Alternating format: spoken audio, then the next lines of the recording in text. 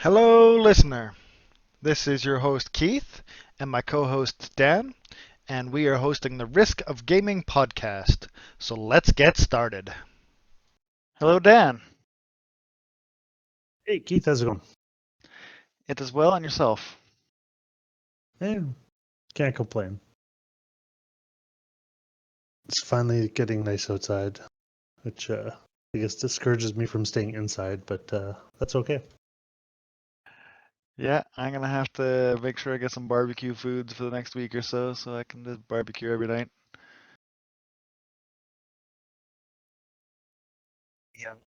Yeah, I just spent like the last weekend cleaning up cleaning out my barbecue too. Yeah. So here it is, episode 2. Not that I've published episode 1 or figured out a name for this yet, but here we are. Oh yeah, you gotta start somewhere, right? Well, we did kind of start somewhere at the end of episode 1. We played Risk of Rain 2. Yeah. What were your thoughts on that?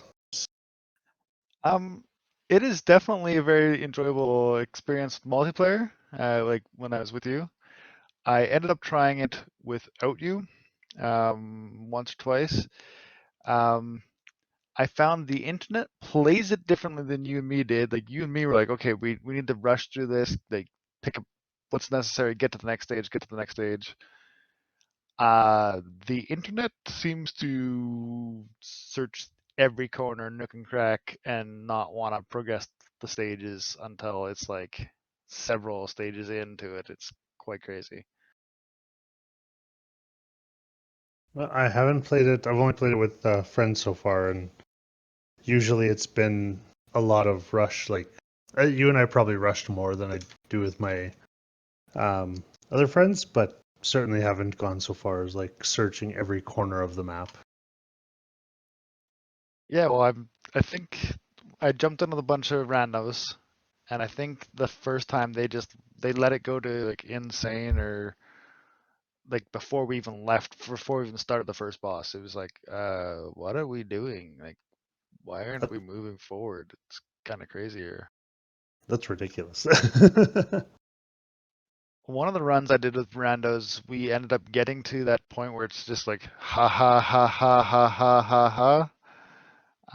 But I mean, yeah, it's because we had a billion items. Because we sat there every time we get to a stage, we farmed absolutely everything you can before moving on. Yeah, no, I see it. Have you they recently released an update that added relics. I think that was possibly after we played it. Have you tried that at all or No, I don't think so. The no? I only played it a couple times. I'm like, because it's kind of boring without friends. I mean, once you take the friends aspect of it, you're like, I don't really care. Yeah, no, that's fair. Well, we should try it once with try it again and play a couple rounds with the relics. I've only unlocked one. Apparently, there's 16 of them, but they change how the game plays. Um, some of the ones I'm familiar with, like one doubles the amount of creature spawns, but halves their maximum health. So you just have these swarms of creatures coming out. But they're easier to kill, but there's twice as many attacking you. And it was interesting. It was very it includes the bosses too, so the bosses are easier to kill, but there's two of them, and if you do the uh shrines that double the bosses, then you're fighting four of the bosses or eight of the bosses, I guess. It'd be crazy. I mean, Yeah. it's something I wouldn't mind playing with a group of friends, like just for the giggles, right? Like it is very nice. I think I do remember the relics now. You have to get to like level 4 and then do some sort of puzzle that's out of the way before you can unlock a relic or something like that. Yeah, yeah, it's there's like a secret level or something. I've only done it once, so I only have one of the 16 relics unlocked. Um, but still, it's something fun to do, and there's like hit codes hidden throughout the various levels to unlock the relics.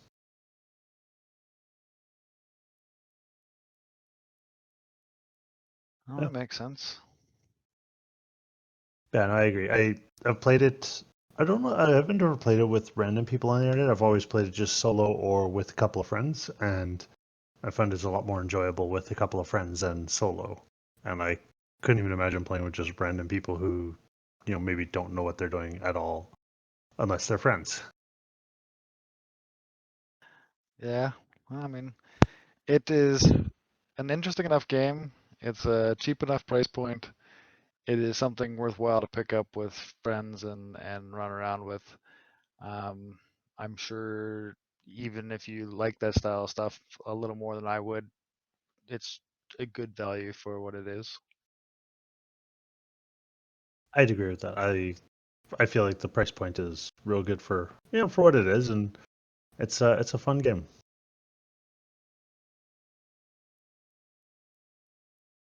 So, what games you been playing? Uh, well, I think last time we spoke, I was playing Dragon Quest XI, so I finally finished that. I don't know, like 80 hours into the game or something. Apparently, there's a whole post game that I haven't explored, but I consider 72 hours I played into that a good starting investment, and I'll go back and do the post game later. Fair um, enough.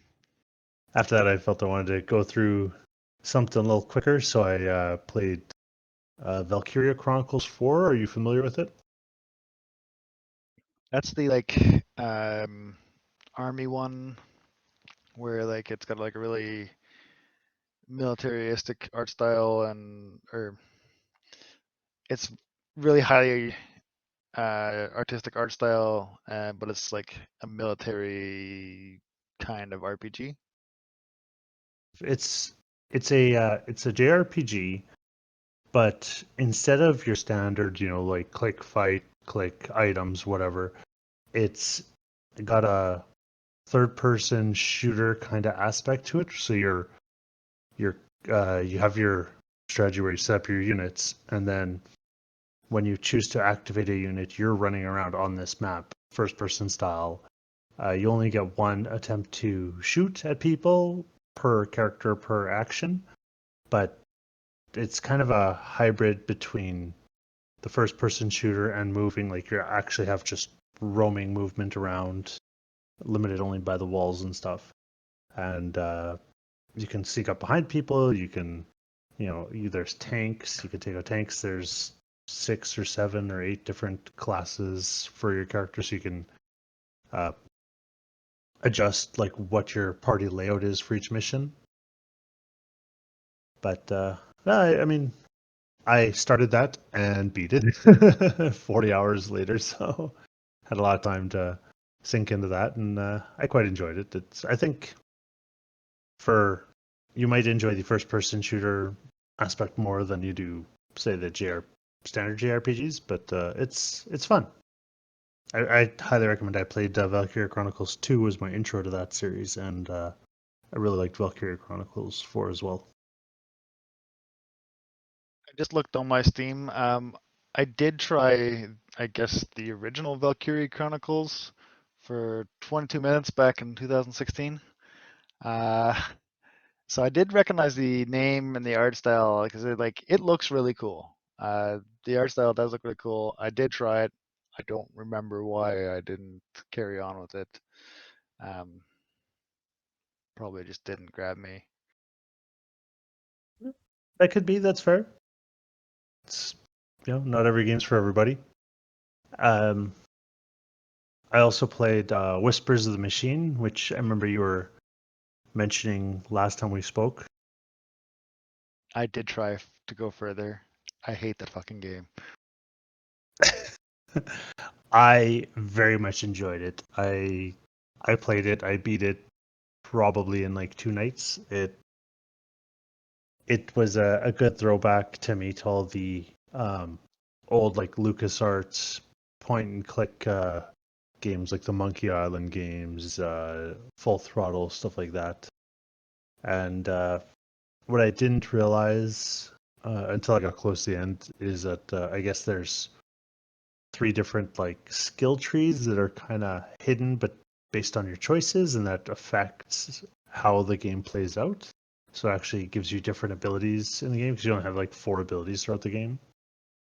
But yeah, it changes how you interact with some of the puzzles, and it I guess adds some replay value to the game because oftentimes those games I felt didn't have a lot of replay value. They're just you beat it once and now you know it and you're done, right? But this time, a couple of those puzzles could be different. Yeah, no. Did you find it very intuitive? Like, is it just because I'm not a adventure game person that like I was struggling so hard? Like, can I like if I tell you the first puzzle that I was stuck on is like apparently you have to turn on your scanner and show the guy the picture and click on the anomaly to grill him about it. And I'm like, I didn't even know I could fucking show the asshole the picture, right? I'm like, so I wandered back and forth for God knows how long, going, well, they won't let me leave this room until till I get something out of this guy, but I have no idea how to do it. Like, is this because I'm such a noob at these type of games? So that was different than what I've had for most of the other games. I'm not too proud to admit I had to retry that scenario like 3 or 4 times before I finally realized I could click on the anomaly in his like heart rate.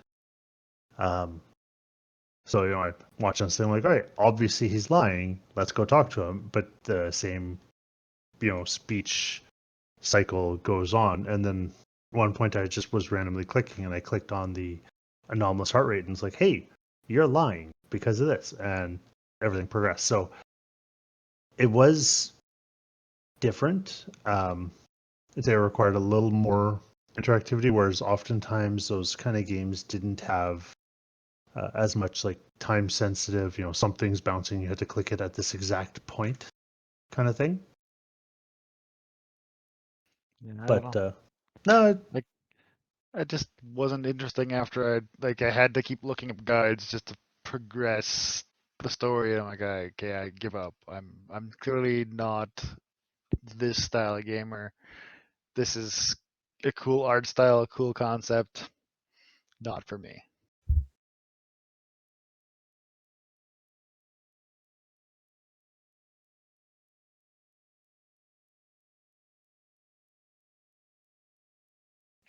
no, that's fair. I know. I very much enjoyed it. I found it to be pretty much exactly what I was expecting.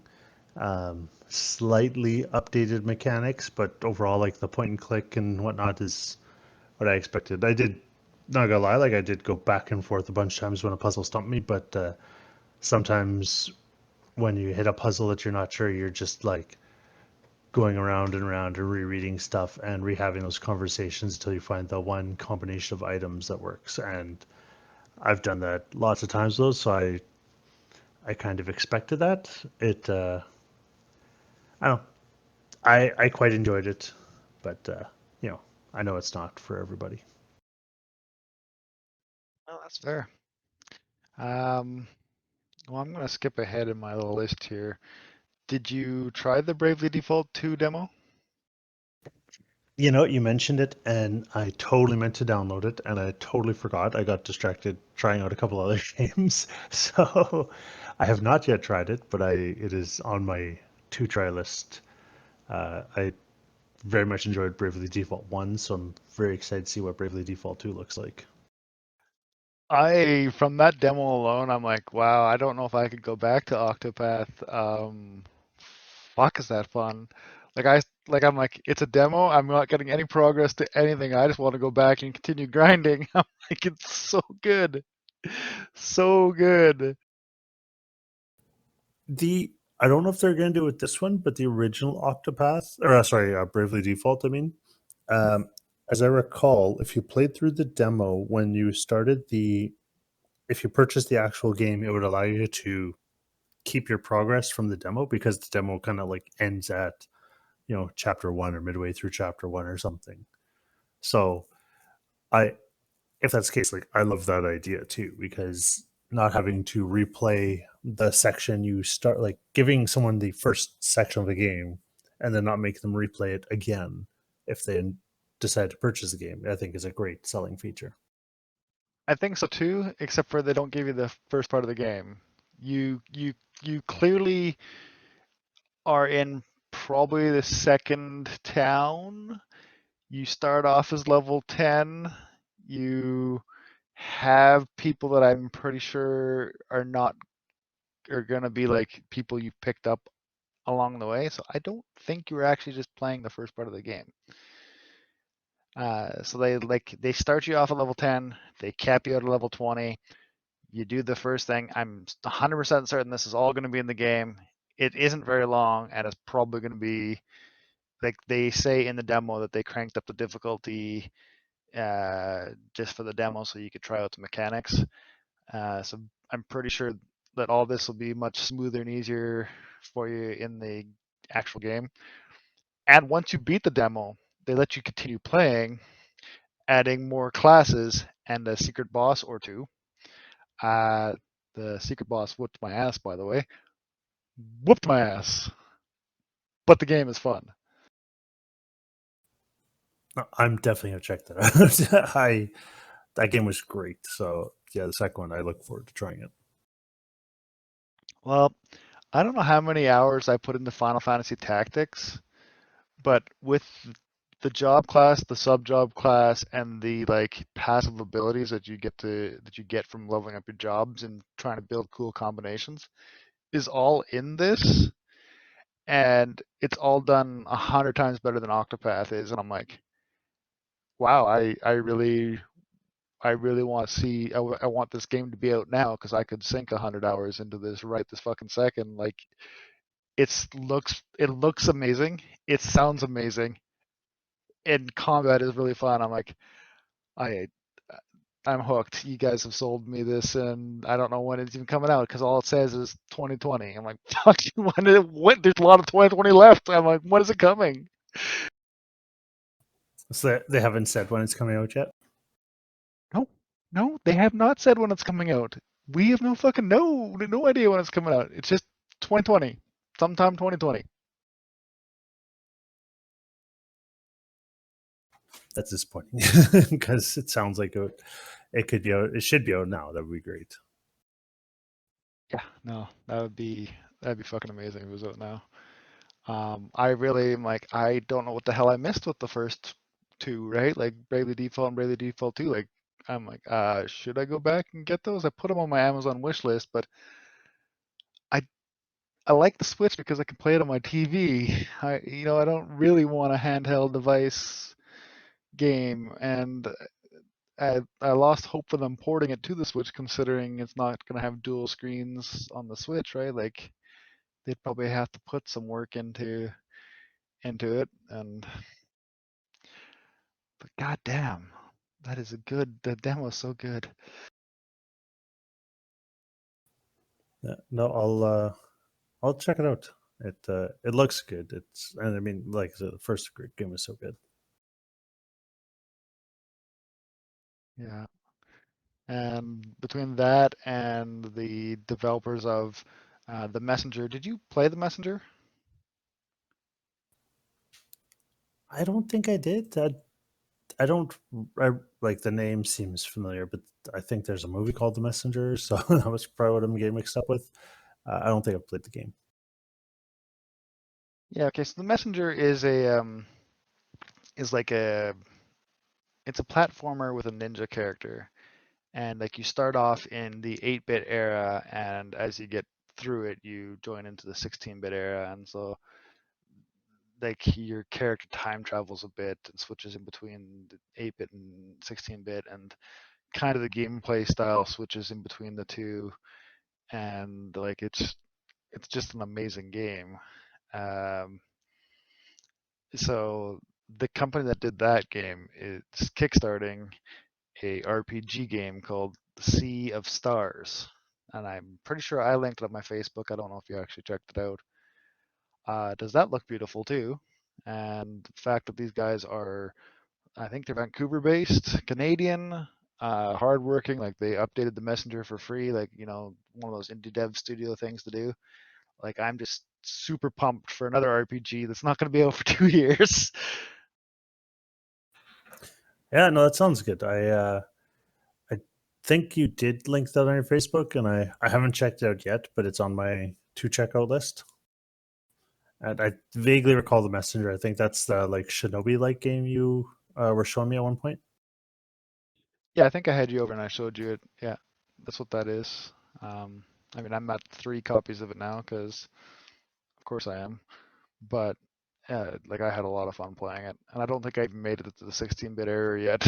I'm just putzing around in 8-bit, taking out big bad bosses and stuff like that. So no, but I just like the style. I like the tone. I like that they nail it really good, and you can see that they have heart behind their games.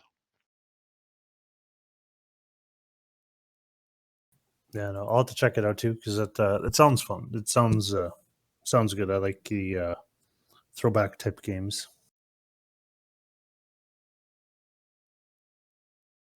Well, since I'm going backwards on this list, we might as well talk about the Wagadu Chronicles. Have you heard of this one? What? I have not heard of the whatever the Wadagu Chronicles. What can you tell me about it? I can tell you that it is a online and pen and paper RPG game that someone's developing that takes place in the African myths instead of um, European myths.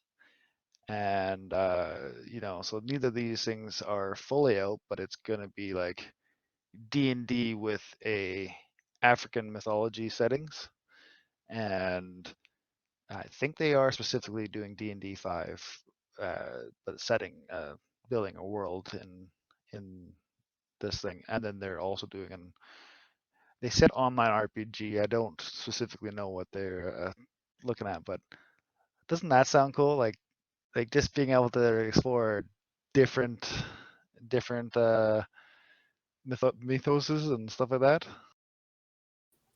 Yeah, that does sound cool. I like that a lot. I'm quite the fan of D&D, and one thing that if ever I was to criticize D&D and all the other like pen and paper type games is that after you play them a couple times, the mythos is just it's barely used and nobody explores it, but everybody kind of knows it, and so it'd be nice to have something different. And I mean, if it's also based on something actual, that'd be kind of cool. Yeah, well, I mean, it's still fantasy, right? It's just instead of the tropes you get from Tolkien's work and everything else running from that, right? You're gonna get more African-based stuff. So, I mean, sounds cool. I really can't wait to see more. I hope into the future to play either both the pen and paper or the video games and talk about those in the future. The artwork that you pull up just searching for it is crazy. Yeah, it does look. It looks different. Different's good though. I like different.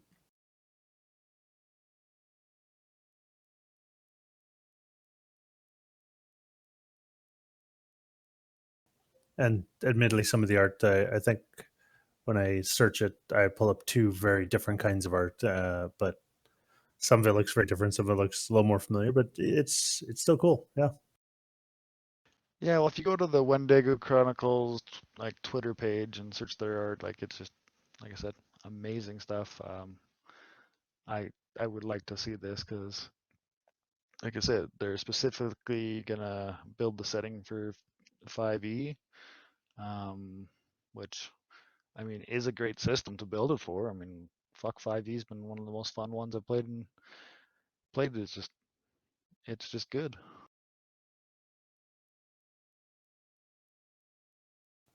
Yeah. No, I had prior to fifth edition coming out, I was actually exploring other game systems because I was not a fan of fourth edition. Um, I was looking for something different, and I started prepping to write a campaign somewhere else. Then fifth edition came out, and we were playing that, and I was like, man, why am I why am I looking for all these other systems? This system's great. So, what didn't you like about fourth exactly? Because I really enjoyed fourth myself.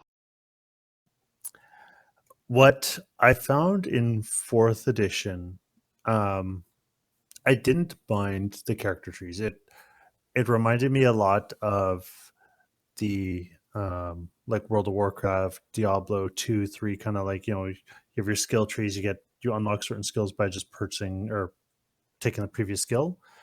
But when it came to actually playing the game, most of the abilities did very little damage, and everything had high hit points, so that it was artificially extending most combats. And if I want to sit down and have a role play session where you guys go through a dungeon and maybe have two or three or four small encounters in a night, it doesn't happen in a night. It happens in like 4 nights, because I'd have one encounter, and that encounter would take 4 hours. And so you'd get like an hour role playing in, and then 4 hours to accomplish a single combat, and then you move on. And like, that's just not, I didn't find it very smooth. Whereas fifth edition, I find, a lot of encounters happen much faster, and maybe it's just because things are a little more basic, but I'm okay with that. I don't know. Fifth edition, I would say, is definitely the better edition out of the two. I don't know. Maybe it was just I really enjoyed the time I had in fourth because that I was heavily DMing. I was reading all the Dragon magazines. I was picking out like scenarios to run out of those magazines because I basically was like, okay, we're gonna start at this one, which is level 1 to 3, and then I'm gonna make some up bullshit, and we'll get you to whatever I pick next. And then I kind of did a little bit of everything. I did some that were murder mystery. I did some that were a little heavier on the RP. I did a dungeon crawling one. I did a little bit of everything, and I don't think you got to stay around for long enough to see all those options and how they worked out. But yeah, the combat was definitely a little tedious. And I had the house rule that you waste your encounter power if you missed. I like use it until you hit. Like it's not wasted. Daily power. All the daily powers had like if you missed, you did half damage at least. But like encounter powers, like you could just miss. And since those encounters are so fucking long, um, it's not like oh you're gonna get into the next encounter and you're gonna have that back right away. It's like no that you've missed and this encounter is much longer because you've missed your one big power. But I did enjoy it. Like there is something interesting that coming from third where there's basically flanking and that's it. There was not a lot of reason to move around the battlefield for the most part in third to fourth, where it's like, okay, I got a lot of push powers. Like there's entire people like they're dedicated to hurting enemies into spots, and I thought that was really cool. And I kind of wish they wouldn't have taken that out so much of fifth, because putting enemies in like devastating spots is was a lot of fun, I think. Well, they still have that a bit in fifth. I think the problem with fourth, which problem or benefit, I guess, is they, like you said, they really encouraged the strategizing, the placement. It was really great if you were like a minis player. Obviously minis were very all but required in that version. And in fifth, they've certainly lessened the amount of abilities to have it. But in fourth, like everybody was pushing and pulling with every single attack. Like it was constant. So in fifth, if they've got like, I haven't looked at all the classes, but if they've got like 3 classes that do that, I think that's enough. You have one or two people who are doing that, because we have someone in our campaign who does that right now. Yeah, but I don't think it's to the great effect. Like that, that's something that seems to be strictly for warlocks, like where it's like push or pull by 10 feet or whatever. But there's not like that great effect that comes with that. There's not like I just pushed them back into the zone of like the daily power zone of kill the enemies type thing.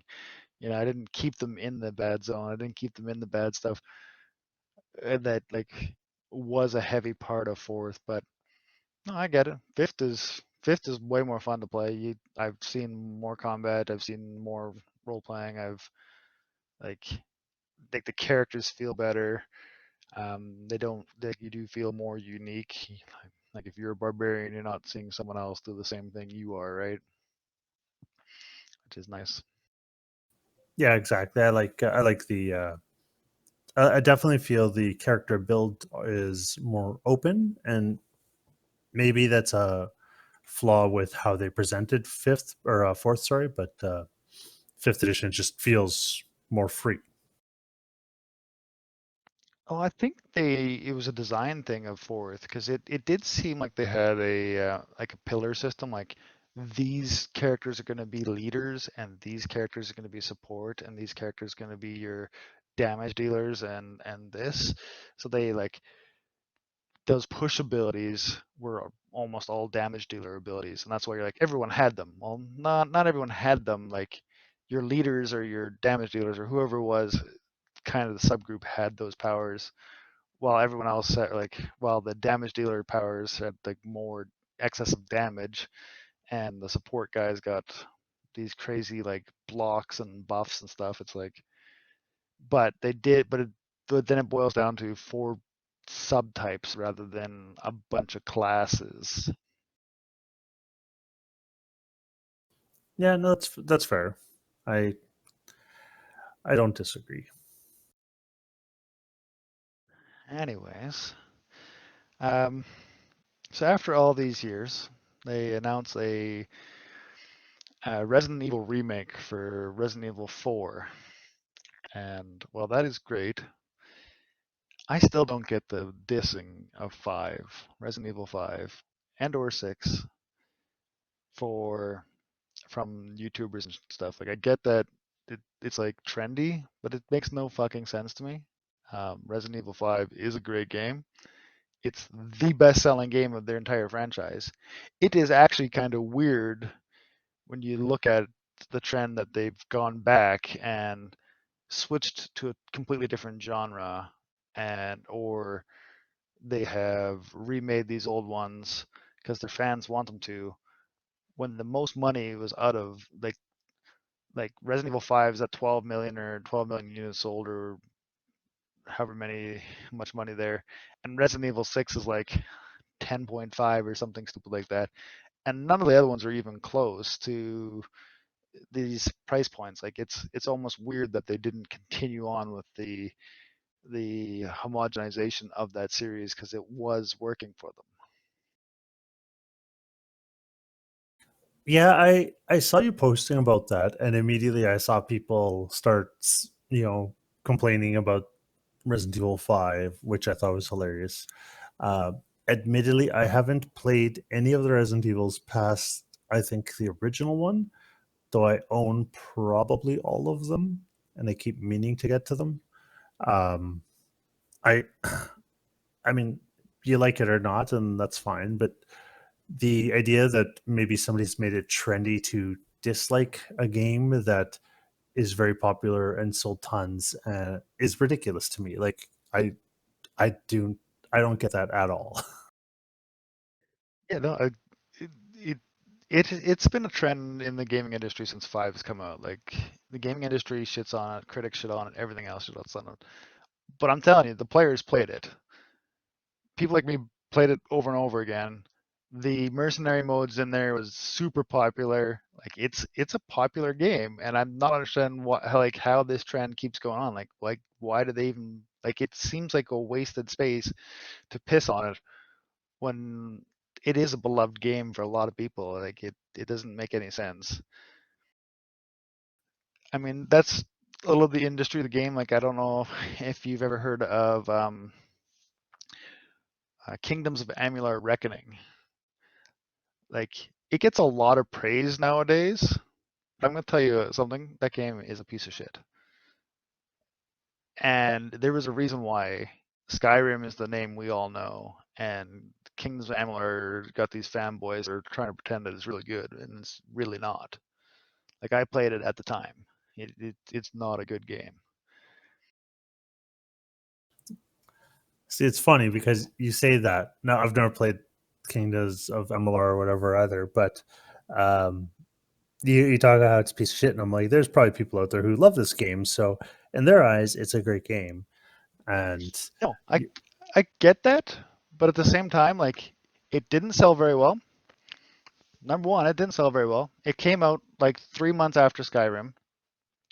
It was supposed to be an open world thing. It has my favorite author, R.A. Salvador, writing for it because it was going to be a 3-part game that ended in an MMO. It had Todd motherfucking McFarlane, design creatures and stuff for that. And then it had some like big fighting game designers come over to design the combat mechanics of it. I was super pumped for this game. And while people are going to love it, and I'm not trying to shit on that for loving, because I love stupid and bad games, but I'm shitting on the people that try to bring it back as like this was a missed classic. It wasn't. It was a commercial flop. It killed the company that made it because it was bad. It's might be so bad that you like it, or there might be redeemable qualities of it, but it's not a good game. It never was. And I was mad at the time because I played through it. You have Todd McFarlane designing you characters. He designed 12 different enemy types, and they just recolored them in the different zones. And like these types didn't make sense. They made sense for the first zone. You had these guys that are like elves with all these leaves on them and stuff, and they're green, everything. And then you get into the sand area, and then they're just brown with brown leaves instead of green ones. You know, like you get into like the last little area, and they're just dark with dark leaves. And I'm like, why couldn't we have? This isn't a big world. This is a very tiny world. There's only 12 different enemy types.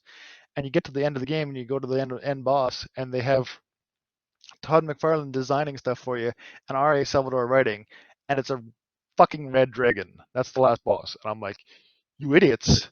Why the fuck do you make this game with the boss as a red dragon? Like, you had Todd McFarlane, he could have designed you anything. He's fucking brilliant. Like, anything you could have think of, he could have designed it. Red Dragon. Um, and had a partnership with EA, so day one DLC, let's cut out half the content for a DLC that we want you to purchase, or a quarter of the content. Like, there's a reason the game failed. I hope they bring that game back. I hope they get those good ambitions. Like, every ambition they had was great. Every execution they did was, except for the combat. I can't complain about the combat. The combat is a lot of fun. The combat was the reason why I made it to the end of that game. That combat designer that came from, I think he came from Street Fighter or whatever, fucking brilliant job. But the game isn't good. Nowhere near it. Nowhere near good enough to be an RPG. it's funny because as you're describing this game, you're selling me on this game more and more. You're like, oh, Todd McFarlane designed it. You got R.A. Salvatore writing it, and I'm like, oh my god, why haven't I played this game? And they're like, and then they have like 12 enemy types. They just keep recoloring them for different areas. I'm like, well, that's kind of shitty. And then you just ruin the game for me with the last boss is a red dragon, because let me Yeah, tell it's a you. surprise. For the entire game, you don't know what's coming up. And I'm sitting there, I was getting pumped. I'm like, it's going to be something fucking wildly cool. It's got to be something wildly cool. They've got to have done something. No, it's just a bog standard red dragon that doesn't even look good. You're like, fuck. So there is another amazing game that did that for last boss. And aside from that last boss, everything about this game is great. But I feel that the last boss being just a giant black dragon was a letdown considering everything else that this game led up to and had. Do you know which game I'm talking about? Dragon Age. Yeah. I hated that so much. I love that game. I still love that game. I hated that the last boss was just another dragon. Well, you know what though? You knew what was coming. Like in the name of the game, literally says Dragon Age. You're like, it's got to be a last boss. They don't even shy away from showing you what the last boss is gonna be in that game. Like you know going in there. Kingdoms of Amular, you didn't. You're like, this was supposed to be a new world. This was supposed to be completely written, ground up. R.A. Salvador, and I absolutely love his work.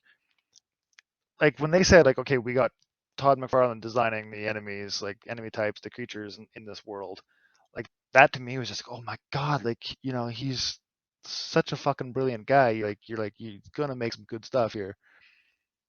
No, and the story is terrible, and the ending is trash. You're like, I don't get it, and I don't get why people want to bring that back and say, hey, this is good. It's mediocre at best, and when you come out 3 months after Skyrim, and Skyrim has um, dragons fights throughout it. A really cool dragon fight at the end of it has like Viking kind of mythology to it that's really well done. A story of a civil war that you can choose sides.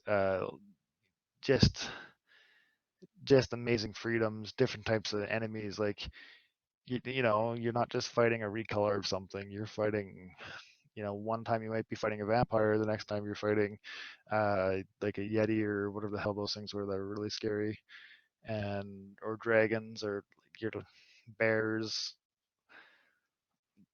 giants. Like fuck, you're fighting a bit of everything, and they're all cool and they're all fun to fight. Yeah, no, it's I definitely get being disappointed with that. And I mean, like I say, halfway through you had sold me on this game and then you finished talking about this game. I'm like, yeah, maybe I'll pass on it for now. Yeah, well, I mean it isn't. The thing is like I was super pumped, and the thing is that was the year I had the surgery to get my gallbladder removed, and so I had 3 weeks off of work. I had my mitts on this game. I was super hyped about everything, just super hyped, and it was just a outside of that combat. I could have done without the like ability just to switch to any playstyle at any time because that kind of lessened the choices that you made. But the actual combat's a lot of fun. Like you you get to really customize what you do, and it is bringing a kind of fighting game style of like your button presses matter into an RPG. And I think the ambitions that this guy had, like I watched a documentary on it. He was like a retired baseball player that was just super popular that went into like making a game, and like he built a studio and he was just like throwing money at everything he could, like the best writer, the best developer, everything he could. Like he wanted to make this big super massive franchise, and didn't do so well because the final product really wasn't that good. And I mean, you can like the game. I I agree. Like people like shitty games all the time. I love shitty games. Sometimes I know I like shitty games. Like I put 200 hours into Fallout 76. I mean, there's definitely a desire to like shitty games sometimes. You can find something you like and you can like it, but sometimes you don't have to say, hey, this is a good game, but it isn't. Like I'm not going to say Fallout 76 was a good game. Like I understand every criticism you had. I enjoyed it for what it is. Yeah, I mean, if there's a Fallout game I'm going to shy away from, Fallout 76 is definitely that one. I've had a lot of people talk about how much fun they had with the game, and then they also, at the next breath, admit it is not a great game. So I mean, it's an easy thing to say. Like, hey, I had fun with this game. Um, all those flaws and everything you hear everyone complain about, they are all true. And this game would be better if all of those things were fixed. That being said, I still had fun. And that might be one of those like I had fun because it was me and my brother wandering around the wasteland. It's the first time in years that my cousin Paul and me played video games together, is because the three of us were jumping on there, the three of us were nuking something, and the three of us were fighting in power armor against ghouls to get a little bit better loot every time. And and when you're not doing that, you're building a base, and it's the building that base is a lot of fun. If the private, you know what the thing is, that $100 membership for a year that gives you a private server, if that actually worked the way it was supposed to, I literally considered getting it just to go and have my own private server because other players aren't very fun in your follow game. Like friends are. We wanted a multiplayer follow game because we wanted to have our friends in there and have fun with our friends. We didn't want a multiplayer follow game to play with randos. We really didn't. Randos are annoying. Friends are cool. Yeah, no, that's fair. I get that. All right. Well, I'm going to skip the challenges of editing that I had written down because outside of the fact that I using push to talk right now because I get clipped at the end of my words when I have the auto turned on, and you had a different headset Can you hear last me time, now? is my understanding, Yes. right? Can you hear me now? Yep. That was super weird. My whole headset just, I could see you talking, but I couldn't hear you talking, and I was talking, but I guess you couldn't hear me. No. Now I forget where we finished off there. You got a new headset, right? Yep, I got a new headset fairly recently, but because you mentioned push to talk or the voice activity kind of cutting off sentences, I thought I would try push to talk. So maybe my push to talk was causing a problem because of the key I used. I don't know. It's entirely possible. Yeah, no, the push to talk was bad on me because like it clips the end the way I just how poorly I speak, it clips off the ends of my stuff. The problem I had with you was at the start of it on your old headset, like you were so loud that you were clipping at your like the tops of the wavelengths were clipping. But then halfway through it you changed something and then you were better. And so I'm like, okay, well he's adjusted something and he's got a new headset, so let's find out what this is going to be like starting or after this and see how much of trouble this is going to be. Should be fun. Yeah, well, I guess we're gonna see. Um, yeah, I think we stopped with you hating on Fallout 76, and I was uh, I was suggesting we talk about games you don't hate. Oh, so you missed a lot more than I expected. All right. Okay, games I don't hate. Well, I do have a question for you. Do you, well, sorry, technically I do hate this series, but that's besides the point. Do you Assassin's Creed? Do you play Assassin's Creed? So, for reasons I'm not going to get into, I played the first Assassin's Creed for maybe like an hour and then was banned from playing it again. And so I've never picked one up since. Okay, so we don't really need to talk about the Assassin's Creed news because I played the first game and hated it and never played one since. So I guess other than the fact that it's Vikings and I kind of want to see what a Viking one looks like, I don't truly want to play one. Um, the question is, have you looked at Humble Choice this month? The Humble Choice that just came out, or the one that's coming out for May? I think the one that came out for May was out on Friday. Yeah, so May's. I mean, did we talk about April's? Because I enjoyed what I saw at April, and I'm excited for some of those games. We talked about April's. We did talk about some of the things we're excited for. I have since played some of those games and quite enjoyed them. Well, let's talk about that. What did you play in April's? Because you mentioned it, I played Gree, and it's short, which is not bad because I play a lot of long games, so I liked having a short game. It's a kind of like I don't know, surrealistic platformer. Like it's got a very interesting art style. Um, I assume that I'd have to read up on what the actual backstory is, but I'm thinking it has to do with a lot of death and like acceptance and stuff. But it was fun. Like I don't know, played 3-4 hours, maybe a little longer. I had lost track, but I enjoyed it. I enjoyed quite a bit. The mechanics were um, easy enough to pick up, but because at no point do they ever really explain anything. Sometimes there was one point where I got stuck and I'm like, what am I supposed to do? And then I figured out, hey, I can do this thing, and so it was really cool. But like, there's not really any point where you're ever going to die, if that makes sense. Like, there's no enemies that are going to come kill you. So Well, I mean, I still haven't played it. It is one I do want to play. I did, however, play and beat one of these April's games. When I looked at it again, I played and beat Raiden 5 Director's Cut. Um, wow, that hurts your eyes. That game is just a bunch of flashing lights, but it's still fun. Like upgrading your weapon, or selecting the type of weapons you want, and then upgrading them to maximum power, and then murdering stuff is fun. It's fairly short. I think it's only an hour or two, or hour and a half to 2 hours. So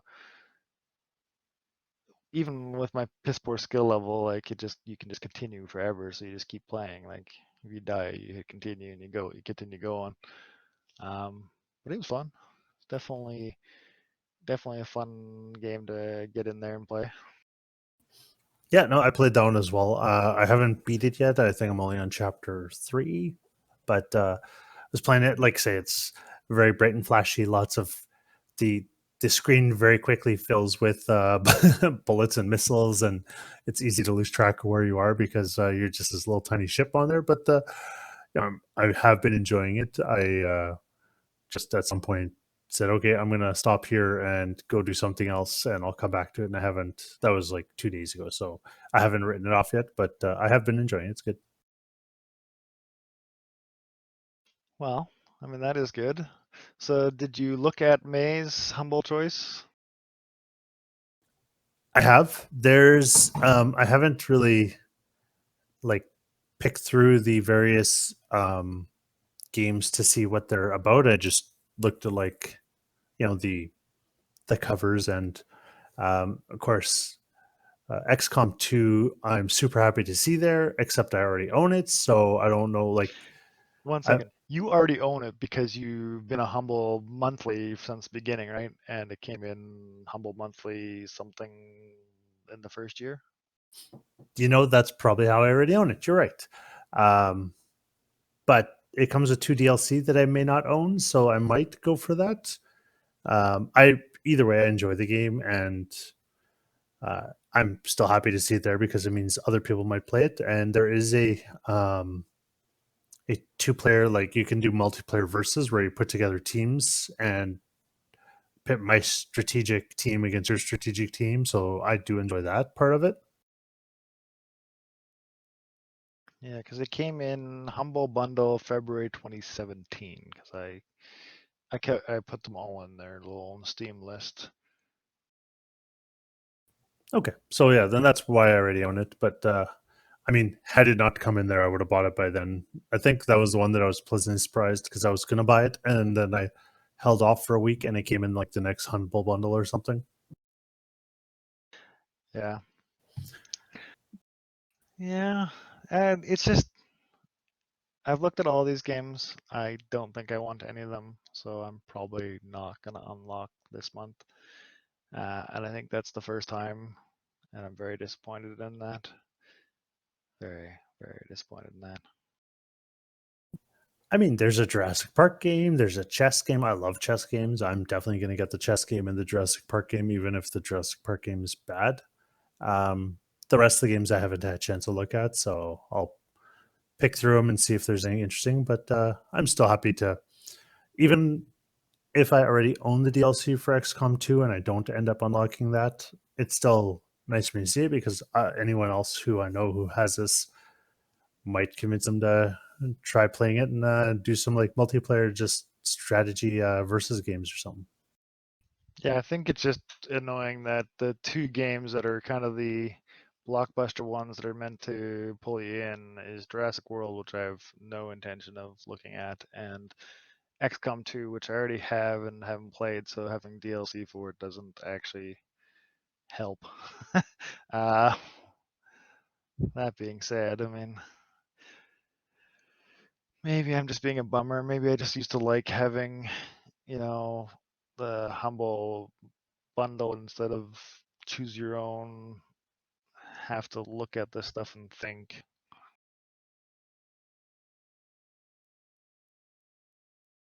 Yeah, it's all good. I mean, I imagine when you consider how much you pay for the bundle versus what you can get out of any given month, getting a single month where you don't get anything isn't that bad, I guess.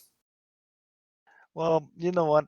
Looking at April alone, that Bard's Tale 4, Hitman 2, Gree, Raiden, um, it's a solid month. I mean, it's almost paid for the entire thing right there.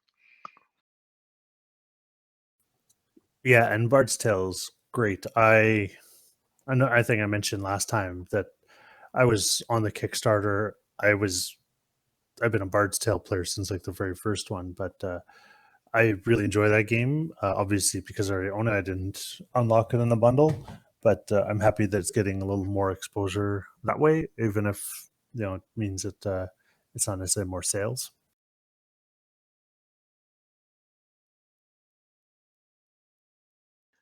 So I've got my Assault Android Cactus has finally came in from the UK. I gave you your copy. Um, and I've played back up to Venom, which is that spider boss. He is pretty tough solo. Uh, uh, he's been challenging, but it's been fun to catch up.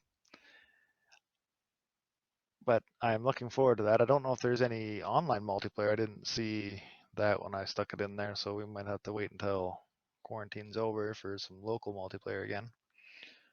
But I'm quite happy to add to any 4-player Switch options I can have for the days I have some company over. Yeah, no, I've been playing it as well. I think I've only got as far as the third boss, and I don't remember their names, but I it's The third one I think is called Justice. He's like a big turtle thing, right? yes, okay. So I might not actually be that far then. I might be only halfway through the third level. So I definitely beat the first two bosses.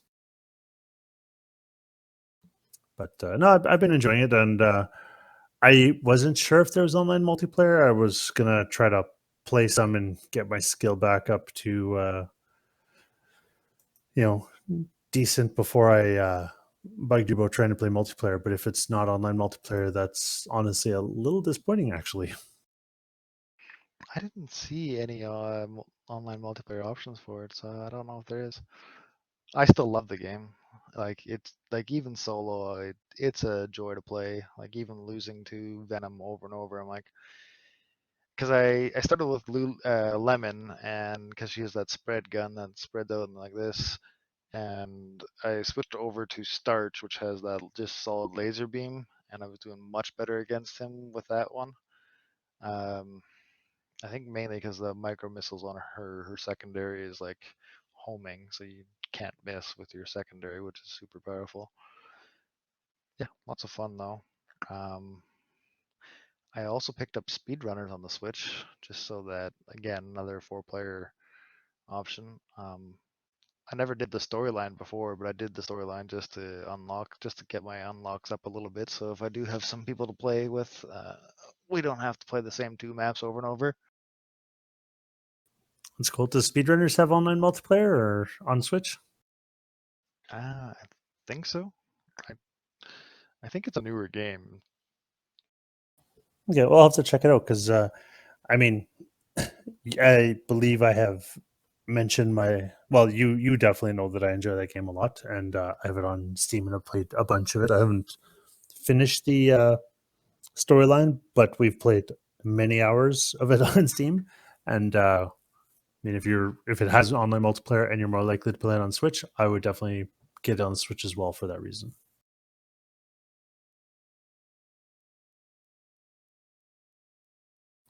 I think you're muted. Sorry, I wasn't holding the button.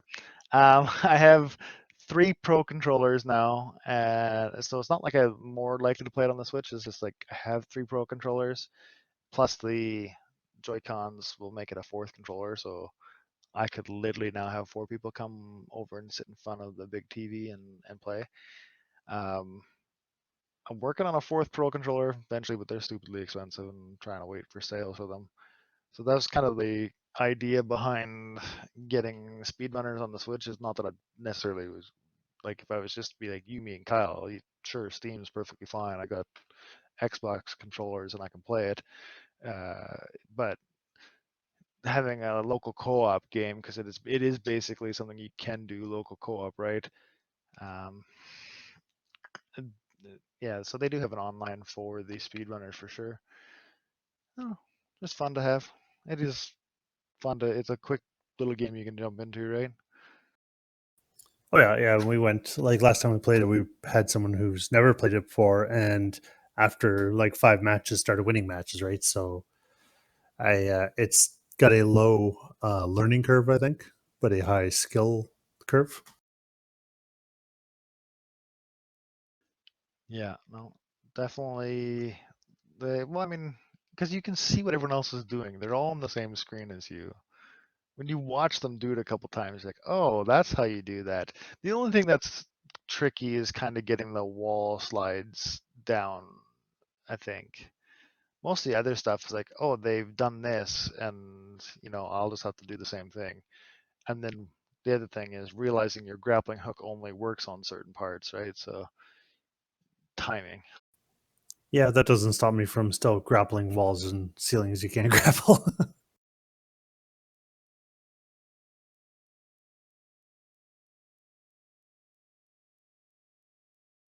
Yeah, no, cactus doesn't indicate any online multiplayer, so I don't think it does. Well, then after quarantine's done, we'll set up a game of that. Maybe try to get 4 people together because I think that'd be real fun. 4 player for Ken. Oh yeah, no, I think it was Blast 2 players. I think it'll be Blast 4 players. And I think it's going to be a good addition to my collection of games I can take out to my brother's house or wherever when I go and get 4 people on. And like I said, that's why I picked up speedrunners too. Is like, um, because I mean, other than Mario, I think I have a couple. Like I have the Super Monkey Ball 2, which isn't the version I was expecting it to be. But other than a couple games, I don't really have a good 4 selection lineup until I added these 2 in there. I think my 4 player selection is limited right now to like Mario Party, Mario Kart, and now Assault Android Cactus.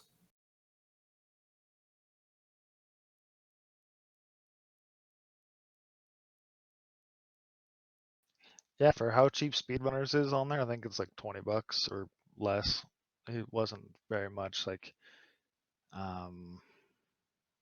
for how cheap that is, yeah, it's a like a no-brainer to buy just for the days that you do have a couple people that are willing to play, right? Yeah, no, that sounds good. I'll have to get it.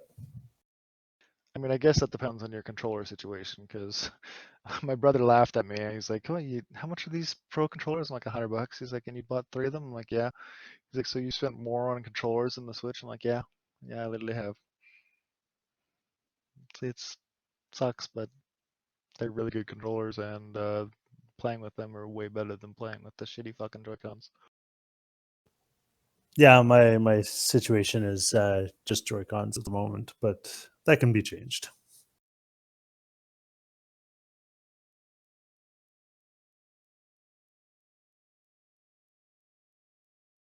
Well, I think I'm out of things that I've written on this podcast list. I can't even think of anything else I've really been playing. I mean, I'm playing the obvious Rainbow Six, which is kind of under some drama, but other than that, really, I don't think the drama is warranted at the moment. So, other than that, just excited for some JRPGs, I think. Well, JRPG style from a Canadian developer, I guess. Uh, Looking forward to trying to go back maybe and finishing some of the stuff. Like, I have Kingdoms or Rabbids plus Mario Kingdom Battles. I really should go back and play some more of that. That's interesting. I have not heard of that one. I'm familiar with the rabbits. I'm familiar with obviously Mario, but Kingdom Battles I don't think I've seen. You haven't seen Baby XCOM? No? No, I have not seen Baby XCOM. Baby's first XCOM? Nope, nope. That's that's hard. No, I have not seen that. But when you describe it that way, I'm like, no, I'm interested.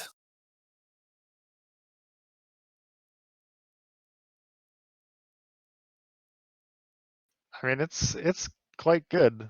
I'm not the biggest XCOM fan, so No, that's fair. For myself, I jumped back into Tales of Berseria after we talked about it. I'm like, I wonder if I how far I'm in this game, and yeah, I'm like, I'm gonna get back going back in this game. So that's been fun. That's been my current long game focus, which I every now and then break up with some smaller games. And because my board game itch has been denied me, I've been playing a lot of Scythe the board game on Steam because playing online is essentially just as good as playing it on the computer or in person. Sorry, though I play it with bots. I don't play with the people online because they're not my friends, and I enjoy playing games with my friends. yeah, that makes sense. Yeah, no. Having Tales of Berseria is going well. Like you're back into the groove and you're enjoying it. I am finding the combats to be difficult to get back into because most JRPGs, as you're familiar, it's like you click this menu and you select your attack and you go into it. And I don't know if it's kind of like the Kingdoms of Amular combat you described earlier or a different game, but like the Tales games, it's very much about you hit a button and it does a specific type of attack, and then you can chain your attacks. But I've completely forgotten how those mechanics go, so I've been trying to feel my way through the combats and see if it comes back to me. And at some point, I may have to like try to go back into it and really rebuild my combos. But at some point, I had them built this way for a reason, so I'm trying to remember what that reason was. Fucking, I'm trying to record my screen instead of like the video output of my face, and that thing has stopped twice now. Very annoying. But I found I don't know what difficulty you're on with Berseria, but when I was playing, like the combat was just not very difficult. I don't know if that's because I had played it all in one sitting and got all the information and was used to it. So I'm gonna have to go back and take a look. I did pick up Heroes of Might and Magic 7 and play a bit of that and go, I want to play Hero 6 instead. Um, uh, so I don't know. I recognize that it's a pretty game and it looks better than 6, but I liked the changes they made to 6 and don't necessarily like the fact that they reverted all of them just because everyone was mad at them.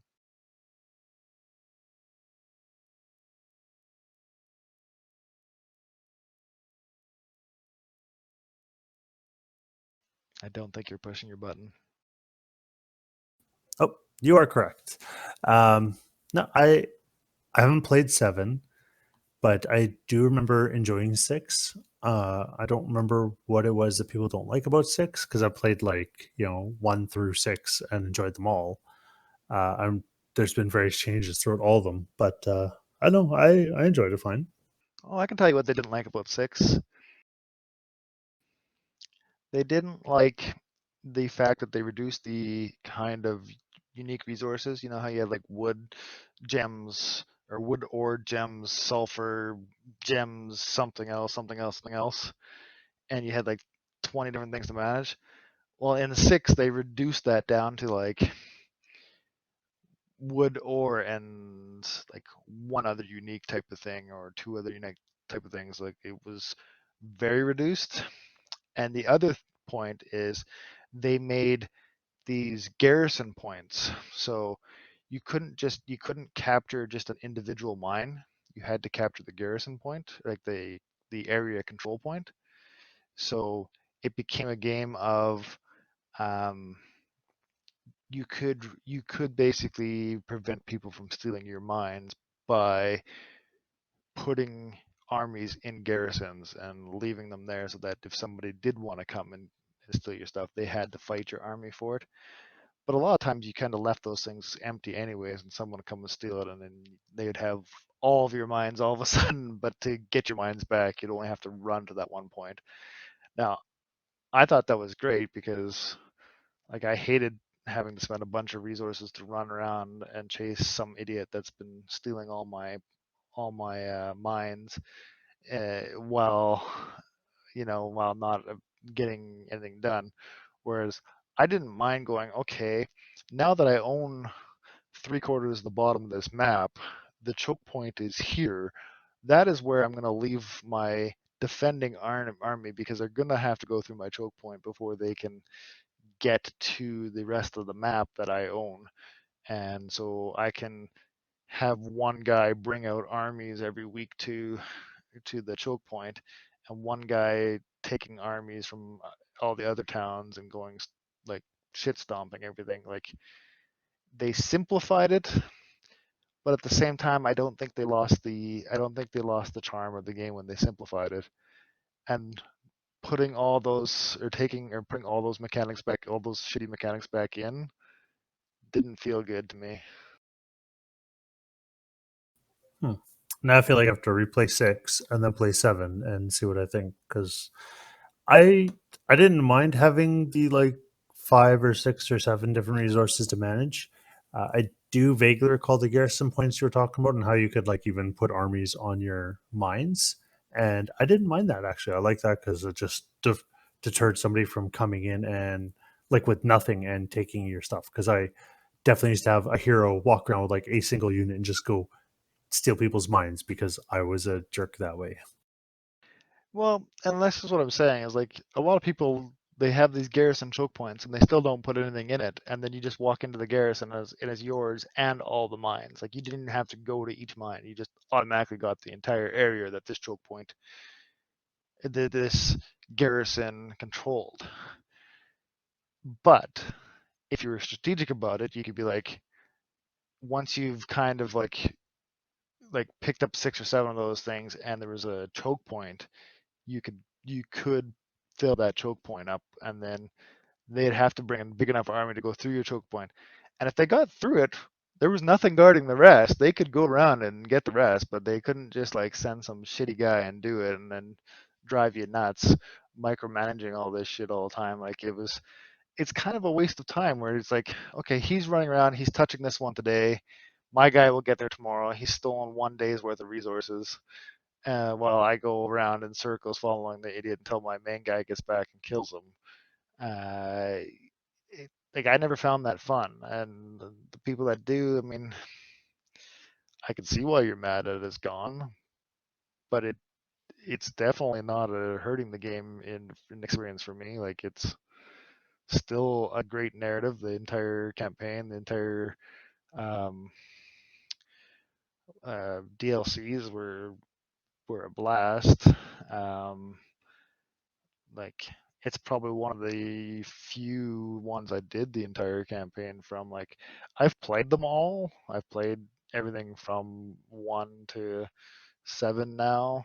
Um, I think 6 might have been the only one that I did all the campaign and all of the all of the DLC because the game is simplified, and despite them still being long rounds, they didn't feel like time wasters as much as the other ones did with some of those mechanics.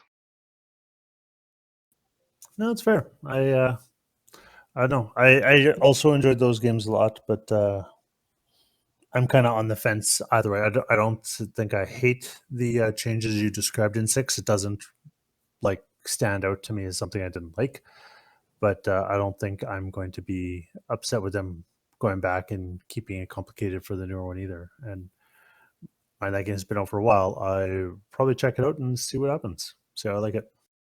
I'll just watch for a sale because I picked it up for like $7 not too long ago, so I'm sure it'll go on summer sale or something like that, and just pick it up for pennies. It looks good. It looks good. It feels like the old games. It just, I don't know. They went for more realistic art style, and I don't know. I don't know what to say. Like it feels like it's lost its charm somewhere along the line, and I don't exactly know why that feels that way. And maybe if I play a few more campaigns of it, I'm not gonna feel that way. But the first the first couple, I was like, no, I don't really feel like continuing playing this, which is a shame. But I got a big backlog, so I can switch to something else. Yeah, no, that's fair.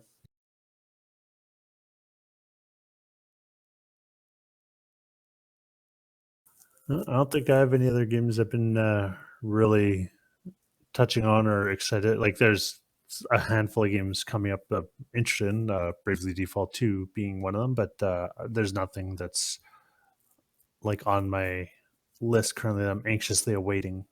Lots of games I am anxiously intending to try when I clear off some of the other games I'm currently doing. Yeah, I think what I'm waiting for is Control. Um, I mean, I'm not getting it until it's on Steam. It's just not gonna happen. I'm gonna pick that up on Steam because that's where I want to buy it.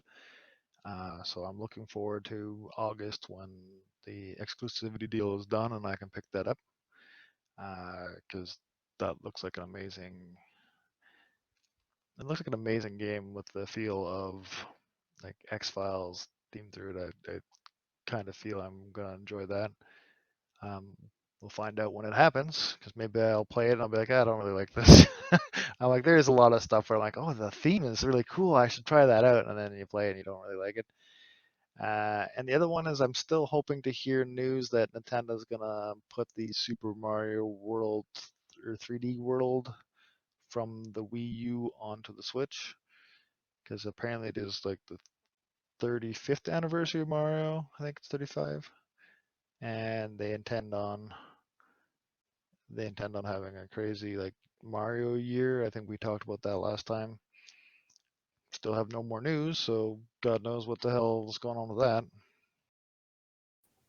Yeah, no, that'd be cool. The Mario games are always, pretty solid. They're very little to complain about them, in my opinion, at least.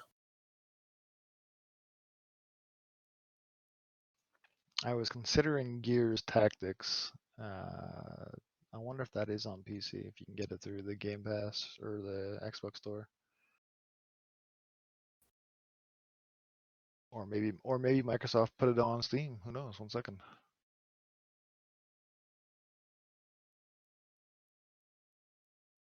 Gears Tactics is on Steam. Um, so it's XCOM in the Gears world if you like that stuff. I do like XCOM type games, and I mean, in theory, I like the Gears games. So I might check that out. Actually, I'll add this to my watch list and check it out after we're done. Yeah, being $80, I don't know if it's worth $80. Maybe put it on your wish list and watch for a sale. But yeah, I was watching some streamers stream it. It's very interesting. Like you're probably more used to the Overwatch mechanic, but that was kind of cool. We're like, oh yeah, we're gonna have our guys overwatch, and they're gonna watch this area, and anything that walks in it, they're just gonna start shooting at like crazy. Um, and like the mechanics of like get these or rescue these things in 15 turns, and just like, oh my god, the pressure of getting through here. But I watched a match or two, and it looked really cool. I'm like, I just for some reason like you pick up crates, so you pick up loot boxes in the world.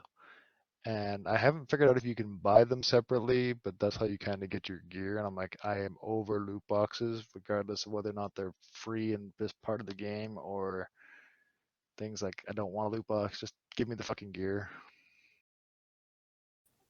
Yeah, no, I'm over the whole loot box thing as well. Um, that being said, I mean, it doesn't mean that for the right game, I'm not going to buy them because for the right game, like I want to just go and unlock random stuff because it's fun sometimes.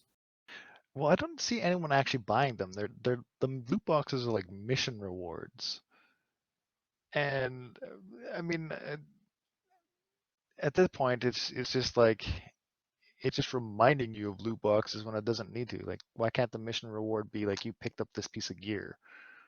Like, why couldn't you have just opened the fucking box in the map and call it a treasure chest? And I would accept it because I'm an RPG fan, and that's where your loot comes out of. Yeah, no, that's fair. I mean, there's definitely a way to do it that doesn't make it feel like a loot box and would not be reminiscent of loot boxes. So would certainly ease over that, EA hate a little. I mean, they look like loot boxes. The way they operate feels like loot boxes. I just haven't seen any way to purchase them, so maybe they aren't loot boxes in the sense of like maybe they are just treasure chests that you carry with you and open at as you feel. But it still pisses me off. I'm like, don't do that. It the loot boxes is such a bad taste. Just don't. Just give me loot. Yep. No, I get that. I feel like most people are over loot boxes by now too. Well, right? They could just at the end of the mission screen just go, here's your rewards, like a Final Fantasy fucking you've defeated the goddamn enemies and here's your rewards for it. And even if that's randomized, it's still better than making me click on an extra step to open the loot box. The extra step pisses me off because it pisses me off because it reminds me of loot boxes. Then I have to spend a whole bunch of time trying to figure out if you're actually trying to sell a loot box. Just, just end of the screen. Go. Here's all your rewards that you got for that battle. Oh, cool! I got new gear, and I wouldn't have to be wondering if you're selling me gear. Like,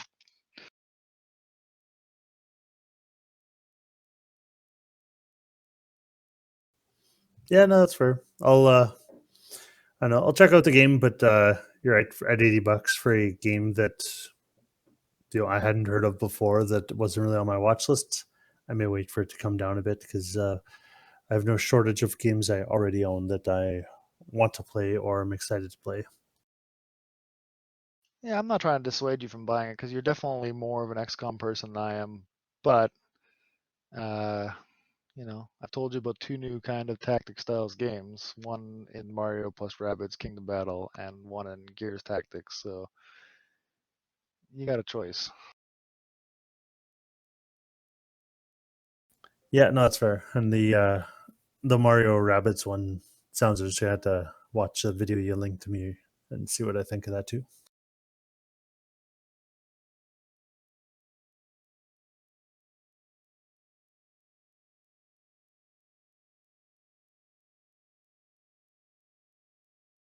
And Mario plus Rabbids you can get for $37 on Amazon, apparently.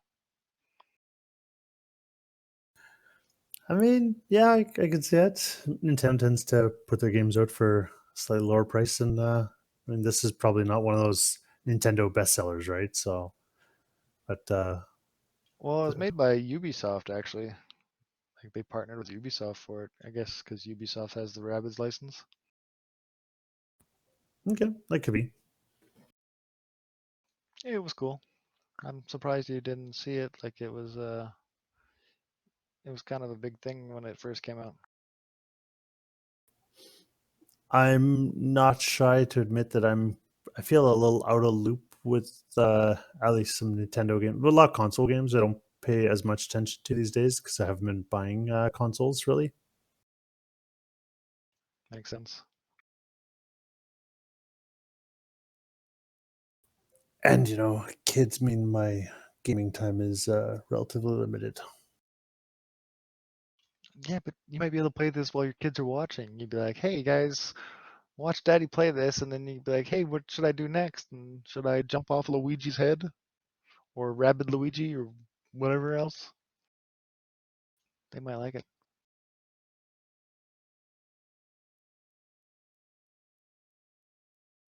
Anyways, let's wrap that up.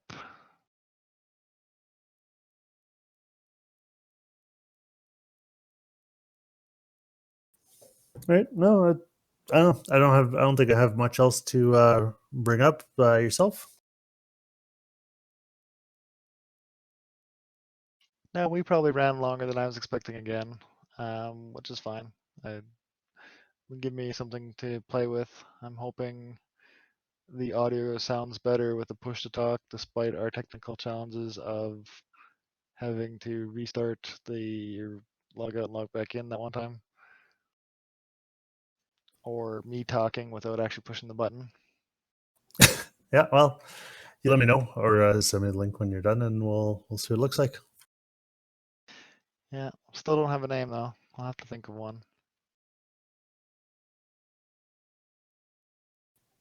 Yeah, I don't know. I'll put some thought into it, but it's name's the hardest part, right? Yeah, and I don't think we can do this weekly.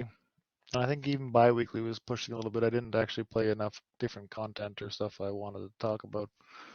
So I think we're about 3 weeks from the last one. So we might have to just play it by ear, see what we're playing.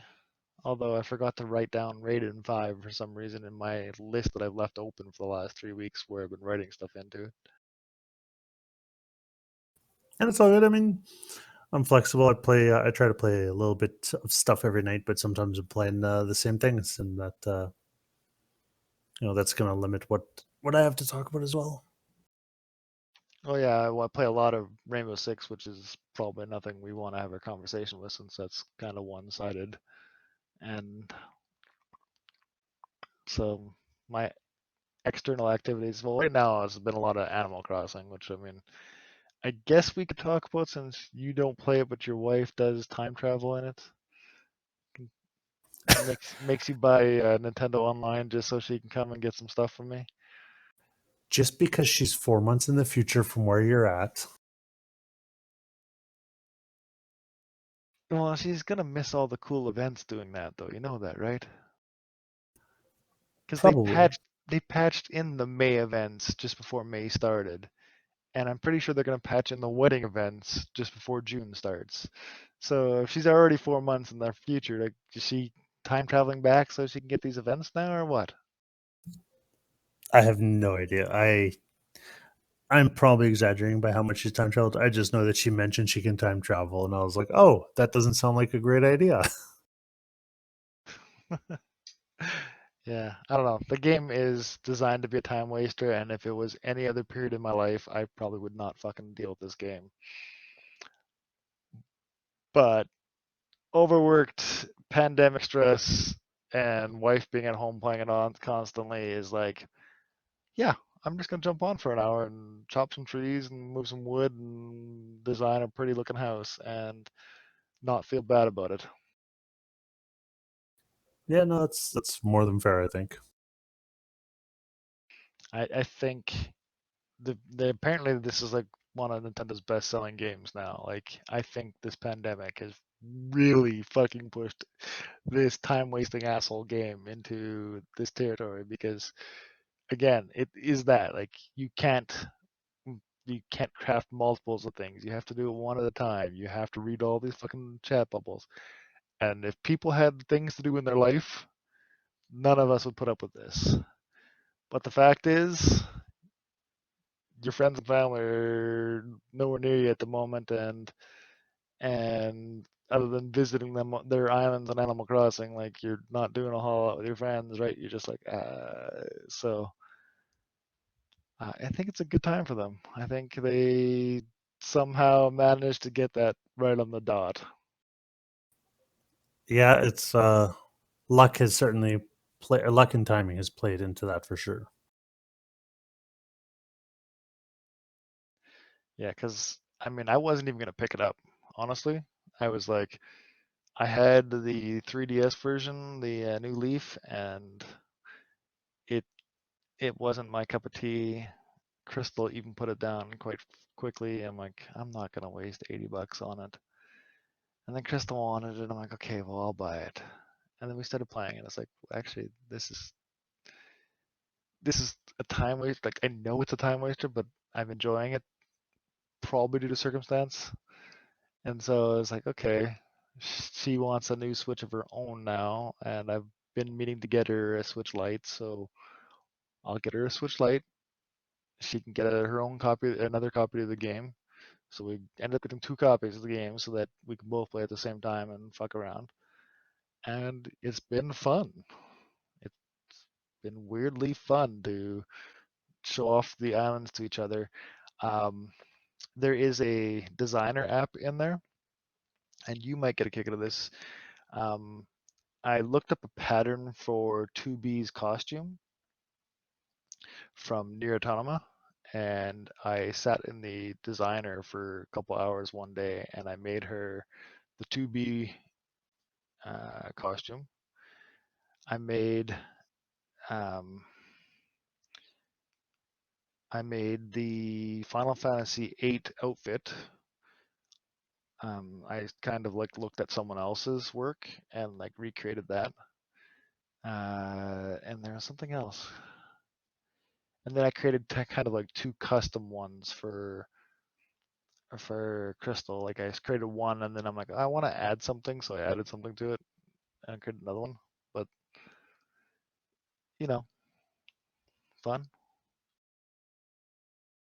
Well, I mean, that sounds fun, and I have a problem where I get very easily addicted to most games. So even bad games, once I start, I just have to play them through, or at least until the point where I get super frustrated with them.